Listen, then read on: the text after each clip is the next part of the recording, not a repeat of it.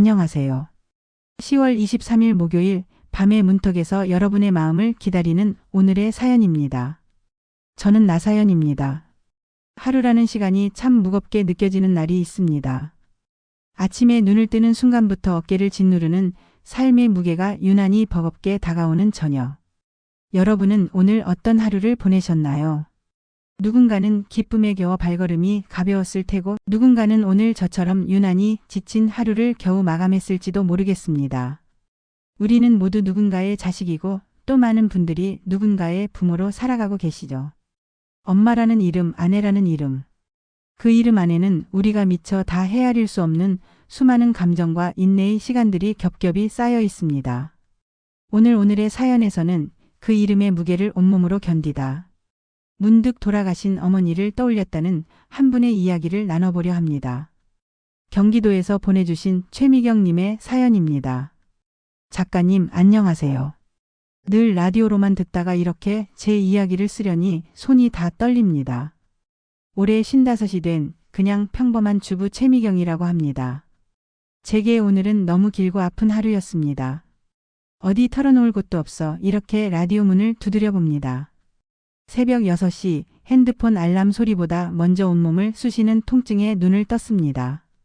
어제 저녁부터 으슬으슬 춥다 했더니 기어코 몸살이 온 모양입니다. 갱년기라 그런지 한번 아프기 시작하면 뼈마디가 다 녹아내리는 것 같습니다. 천근만근 무거운 쇠붙이를 온몸에 매달고 물속에 가라앉는 기분이었습니다. 하지만 쉴 수는 없지요. 남편은 오늘도 중요한 아침 회의가 있다고 했고 다 큰 자식들이라지만 둘 다 아직 취업준비생이라 아침밥은 꼭 챙겨 먹여보내야 마음이 놓입니다. 일어나. 밥 먹어. 목소리조차 제대로 나오지 않았습니다. 욱신거리는 허리를 겨우 일으켜 세어 부엌으로 향했습니다. 차가운 부엌 바닥에 한기가 발바닥을 타고 종아리까지 시큰하게 올라왔습니다. 쌀을 씻는 손가락 마디마디가 저릿했습니다. 엄마 나 오늘 늦었어. 대충 빵이나 줘. 아빠 넥타이 저번에 다려놓은 거 어디 있어?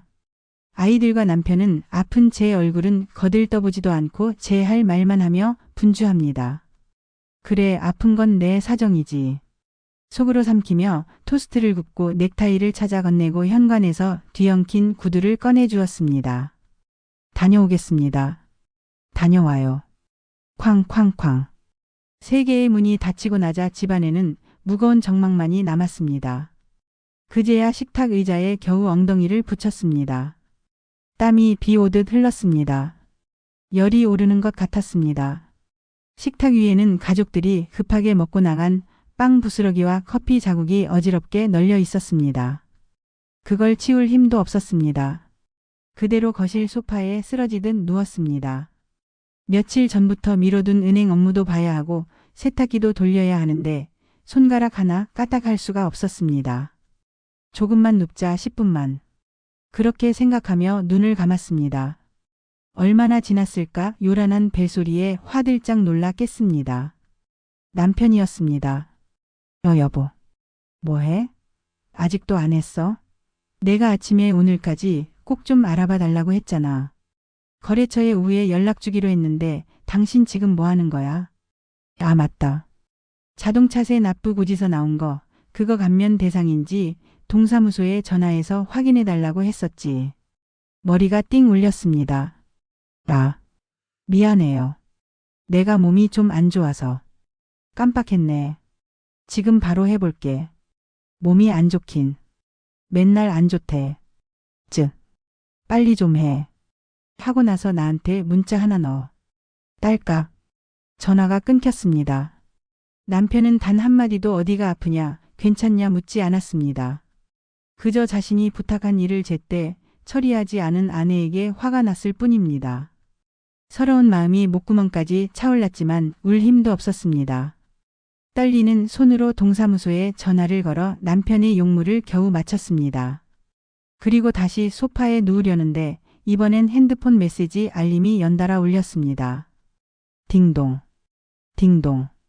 하나는 아들, 하나는 딸이었습니다. 내용은 약속이나 한 듯 똑같았습니다. 엄마 나 오늘 스터디 끝나고 책 사야 하는데 10만 원만. 엄마 용돈 떨어졌어. 5만 원만 보내줘. 친구 생일이야. 다 큰 자식들입니다. 27, 25.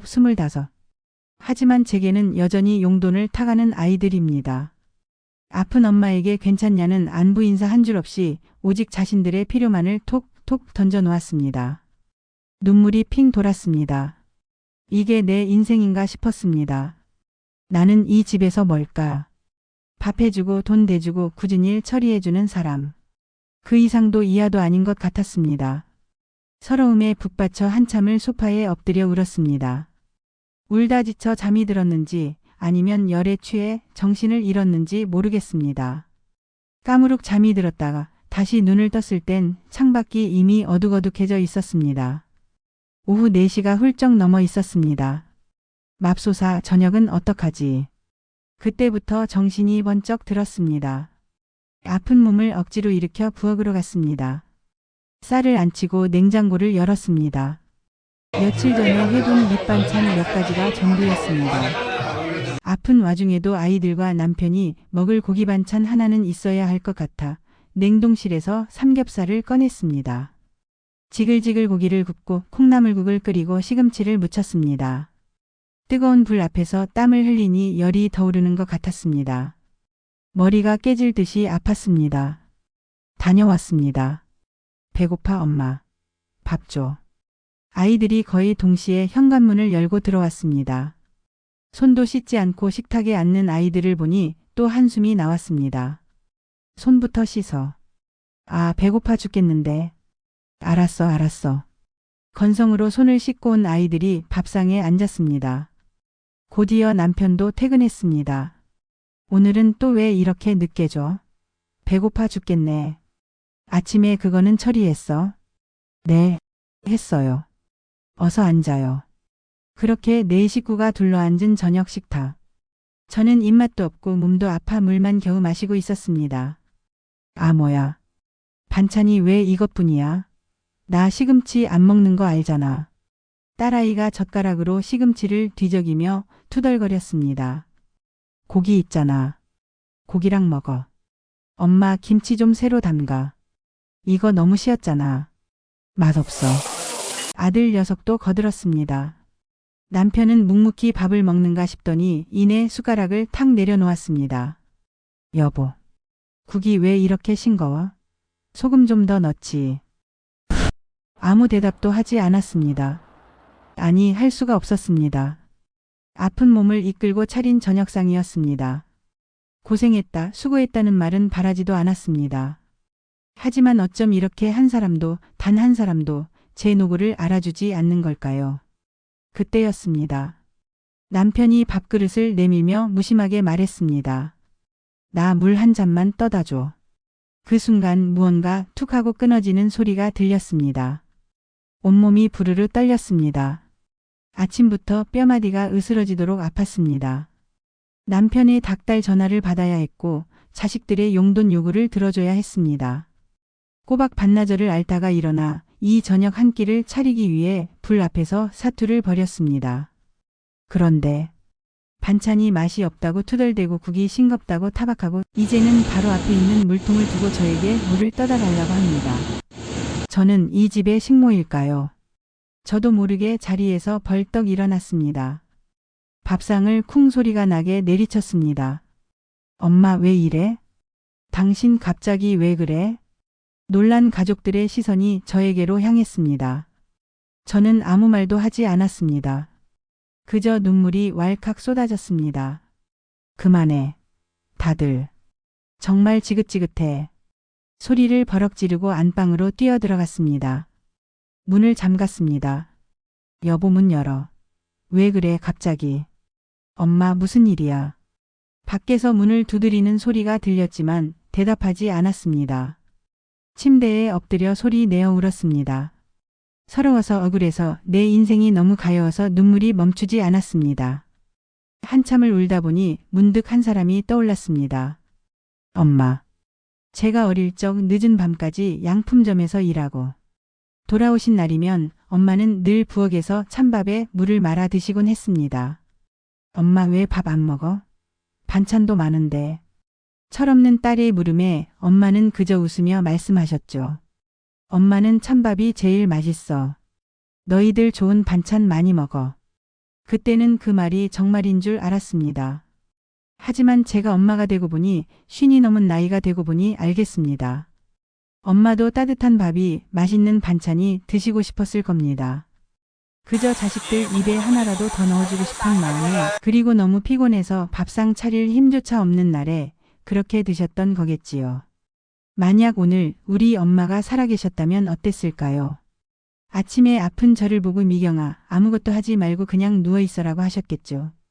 점심에는 우리 딸 아픈데 뭐라도 먹어야지 하시며 따뜻한 죽이라도 한 그릇 끓여주셨을 겁니다.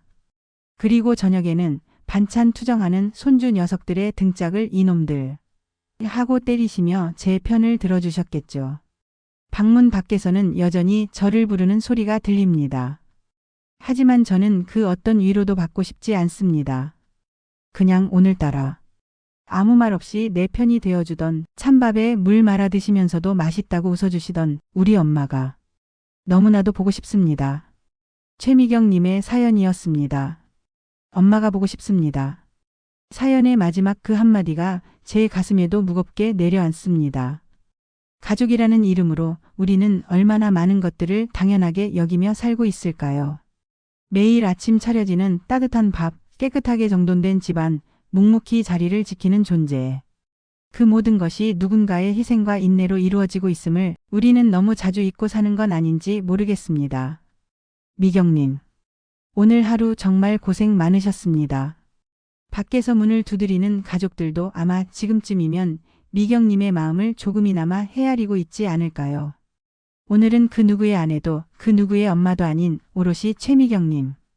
자신만을 위한 시간을 조금이라도 가지셨으면 좋겠습니다. 그리고 미경님의 어머님도 하늘에서 아픈 딸을 보며 마음 아파하고 계실 겁니다. 우리 딸 고생했다고요. 오늘의 사연, 오늘 준비한 이야기는 여기까지입니다. 저는 내일 다시 여러분의 이야기와 함께 돌아오겠습니다. 지금까지 진행의 나사연이었습니다. 편안한 밤 되십시오.